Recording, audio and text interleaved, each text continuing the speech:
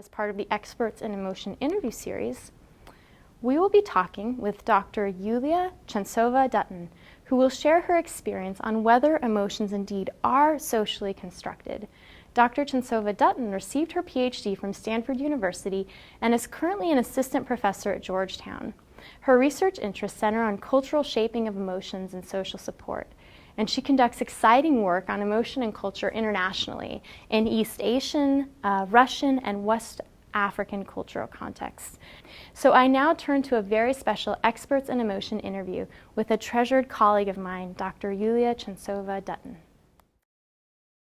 Welcome, Yulia. Thank you for speaking with us today. Thank you. Good to be here. It's always nice to talk to you. I wanted to just start out by asking you a little bit, as an expert in emotion, what first got you interested in emotion? I grew up as a daughter of an astronomer on an astrophysical observatory, so among the natural scientists. And fairly early on in my teenage years, I became interested in the idea that even in case of these very carefully controlled scientific observations, our emotions, motivation, thoughts are always this unseen and unacknowledged lens between us and reality. And I would wonder, looking at my father and his colleagues getting ready for observing stars all night, how their mood at the time might influence how they pay attention, whether or not they're going to have particularly useful intuitions later that day. And from then on, once I moved to the United States, I became increasingly interested in how different cultural contexts shape these processes, shape our emotions. So, it's interesting to hear that, because you now are one of the foremost experts on culture and emotion. And so I want to ask you some questions about your work in this domain. You're widely known for your influential role in trying to understand how different social and, situational factors shape the physiological, behavioral, and expressive facets of emotion responding, and like you're saying, how this varies cross-culturally. So I wondered if you could tell us a little bit about this work and to what extent it might suggest that our emotions are, evolutionarily, sort of hardwired versus more culturally shaped and modified. I don't necessarily think of this as either or. And this is a very common theme in emotion research, to think of emotions as primarily evolutionarily shaped, and then culture is sort of icing on the cake, if you would, arriving to the party late and adjusting these responses slightly. And I think that if you look at environments for which humans evolved, there's very little in common. So humans live all over very diverse natural environments and adapt to them well. And the common ingredient is that they live with others and they live in a cultural environment. So yes, we're evolutionarily shaped to deal with natural threats, like rapidly responding to snakes or heights, or things that might potentially be polluting, dangerous for us, like something disgusting. However, our emotions really are primarily helpful in helping us navigate our cultural environments. And so I think emotions evolved to be cultural. I think they are preparing us from very early on to take in inputs from our cultural environment and adjust a number of things about how we behave, how we pay attention, how we think, but also adjust the way in which we experience and express our emotions. So in your experience, do you find particular facets of emotion responding more susceptible to cultural influences than others? Yes, so in most of our studies, what we find when we look at different components of emotion is that when you look at physiological reactivity, when the stimuli that people are responding to are at least roughly comparable and similar in their meaning in a particular context, people show similar physiological reactivity. So, for example, if you show participants something scary, their heart rate goes up across cultural contexts. We also see considerable similarity in facial expressions.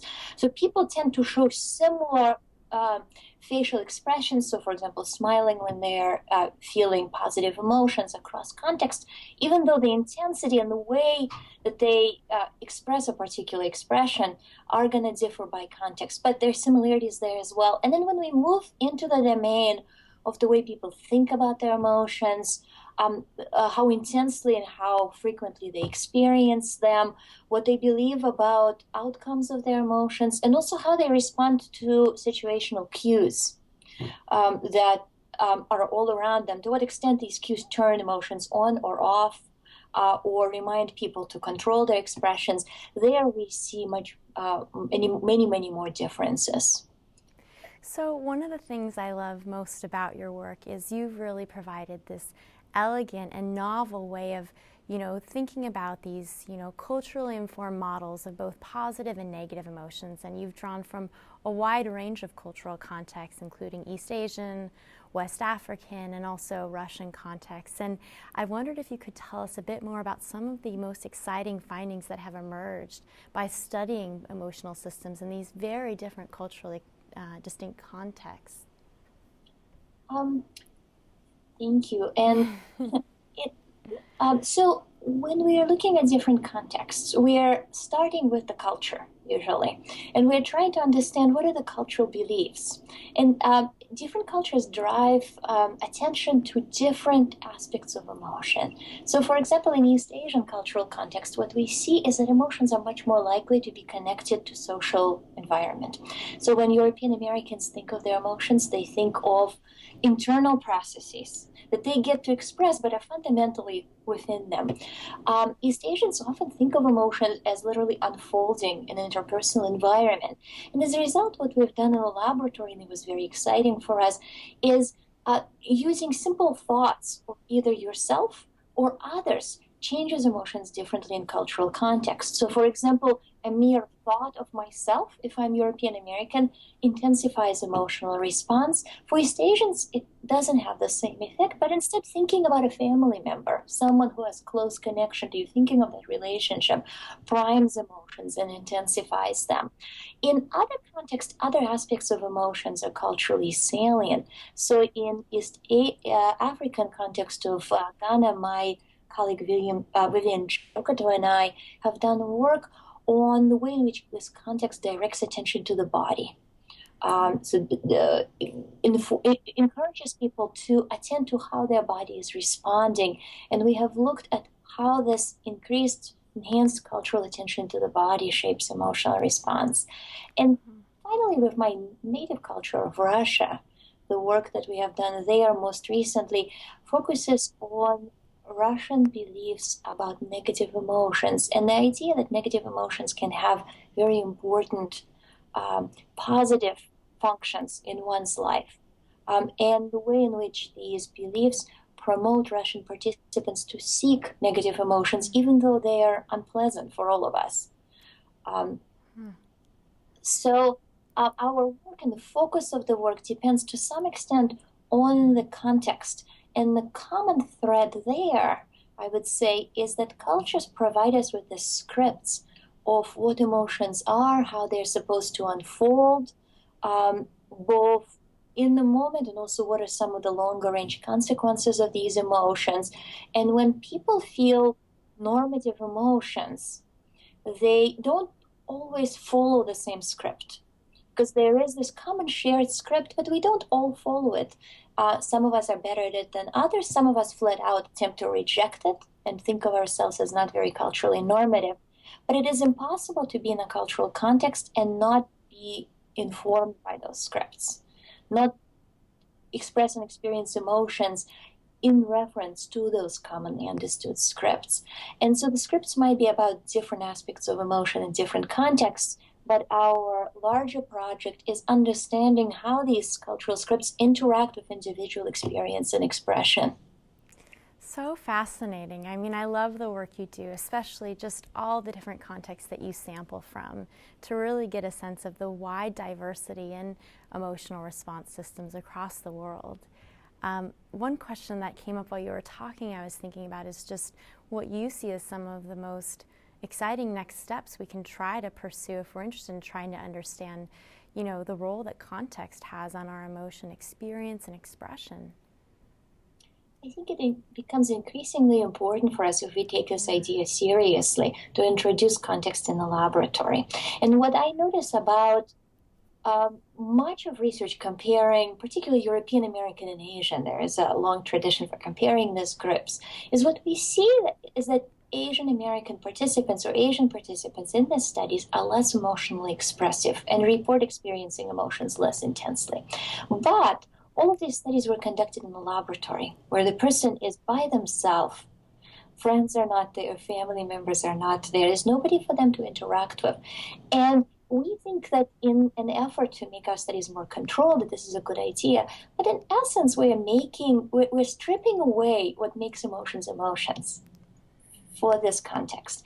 And so we need to get better at tapping into traditions in our field of how we can continue being very careful and scientific about studying emotion, but also allowing context in.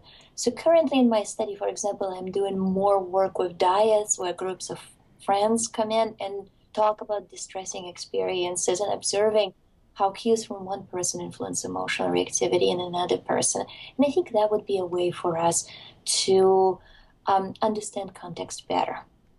What exciting directions. I can't wait to hear where it leads you. Because I think you're right. You can't study the context and culture without having a real ecologically valid context the person's in the first place. There are also evolving methods of helping us study emotions right out there in the world as they unfold, either by observing emotions of others. So, for example, going out there to comparable contexts, let's say restaurants in Moscow, Washington, Tokyo, and observing how people show their emotions when they're talking to close others. Or just having people carry, let's say, beepers, devices, and examining what they feel in their daily lives, as you do so well in your own work. Oh, you do the interesting work here, Yulia. I'm your biggest fan.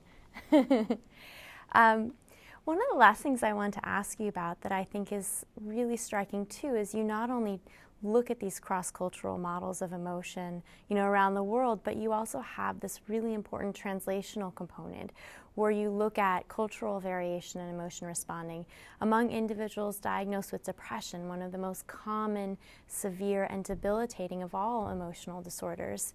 And I just wonder your perspective, to what extent cultural context serves as either a potential buffer against or a risk factor for the onset or severity of disorders like depression. I think cultural context can serve as a buffer in a number of different ways. And we can consider all different influences, starting with, genetic vulnerabilities in a particular population, the extent to which particular types of stressors are represented, how people characteristically cope with the stressors, what kind of support systems are there. And then I'm also very interested in how cultural context affect expressions of disorder, because to the extent that we have these kind of normative scripts for how to feel and express our emotions, depression seems to not just affect our emotional experiences in a vacuum, but affects how well we interact with these scripts. So in some of our studies, we find that depression appears to potentially interrupt people's ability to follow scripts, resulting in the pattern of people doing kind of counterculture emotional expression and experience. As a result, you see very interesting patterns where, for example, in Asian American cultural context, depression is associated not with dampened, but with enhanced emotional reactivity, whereas in European American context, we see more dampened emotional activity in response to the norm to express openly. In Asian context, in response to the norm to typically moderate. So I think when we are thinking about assessment and treatment, it's important for clinician to do assessment of individuals' emotional functioning, but also to do some degree of assessment for what cultural norms is this individual interacting with it, living with. And again, with the idea that, of course, everybody in a context is going to be different. There's tremendous within cultural variability, and that's the norm. But even a person who doesn't follow their cultural norm is responding to that norm in some way, and clinician needs to know about it. So we study how a person is functioning. We scan their brains, and as cultural psychologist Hazel Marcus is fond of saying, we also need to scan the cultural environment to understand psychological functioning better. So how do you think we might be able to use these findings someday to develop more culturally sensitive or tailored psychological interventions when, really trying to combat emotion-related difficulties and depression, for example? So I think clinicians just need to be aware that the norms differ and keep it in their mind as a possibility of what they need to ask about. So for example, in our studies, we show that when we compare healthy and depressed European American and Asian American individuals, depressed European American individuals in their emotional reactivity are virtually indistinguishable from non-depressed healthy Asian Americans. And to a clinician, it would be a really easy mistake to make. So interacting with a person who is highly oriented to East Asian culture, to take the culturally normative way of moderating one's emotional expression based on relational context, to take it as an indication that the person doesn't feel intensely, and this is potentially problematic. So as part of assessment, clinicians need to have skills to ask good questions about this. And we wouldn't ever expect clinicians to know about every culture in the world. That's not realistic, of course. But they need to know how to assess it. And then in treatment, we also need to think about what are our goals. So if a typical, let's say, Russian firmly believes that sadness is an important part of one's life and wants to cultivate it in themselves, in their family members, in their children even, if this Russian is depressed, what is our goal for their sadness? Obviously, we don't want them to be impaired. We want them to be functionally well. But we want them to be functioning well in their context. We don't want to eliminate the sadness entirely. We want to leave these cultural benefits of sadness probably in place. So our goals for treatment might differ. We may help a person do well in their context rather than relative to some universal standard of what emotional functioning might look like. So, Yulia, as an expert in emotion, where do you see the future of this field headed? I think we're at a really exciting point in our field right now. And in part, what I really like about it is that we're gaining a really good understanding now of the way in which emotions are these emergent properties of our physiology, of our mind, and of our culture. And I think we're very close to being able to create programs of research that take all these components into account, to try to understand how our neurons are trained by our cultures and vice versa, because this is a bidirectional influence, how what we bring to the table as humans shapes our cultures over time. So I see a lot of possibilities in this program of research. And so when students come to you and they are sort of thinking about embarking in this field of emotion, looking ahead, what might lie in store for them, what kind of advice do you give students? I tell them that they're in a field that is rapidly developing. Even in just the few years that I've been around as a researcher, so much information, new information becomes available to us. So I tell them that they should be prepared to be absorbing new information very rapidly. They need to have a high degree of uncertainty tolerance, because in our field we are still trying to come up with basic definitions. We're still not in agreement about what emotion is. It's very difficult to manage not having that certainty, but in my mind, this is a really wonderful thing about our field, because we get to argue about these very important, interesting ideas. I would also tell them that given the fact that cultural psychologists of emotion should be prepared to think about the ways in which brain and culture interact with each other, that they should be thinking about training in very kind of tangible skills such as physiological reactivity, neuroscience, genetic contributions to emotions, and simultaneously they need to be thinking very carefully about how we understand cultural norms, values, and beliefs about emotion. How do we study those beyond very broad distinctions such as individualism, collectivism, more specifically in this context? What do people think about emotions? What are the common scripts for how emotions are expressed in healthy and, let's say, depressed individuals? And so future students of emotions have a lot of training to do if they're going to be serious about capturing both of those domains, or at least knowing enough about those domains in order to join this interdisciplinary teams of researchers. So a lot of exciting times ahead with diverse approaches and tools. Absolutely. Right. Well, thank you so much for speaking today, Yulia. It was always, and it is always, a pleasure to speak with you. Thank you so much for inviting me, Susan. So this concludes our Experts in Emotion interview with Dr. Yulia Chentsova Dutton from Georgetown University.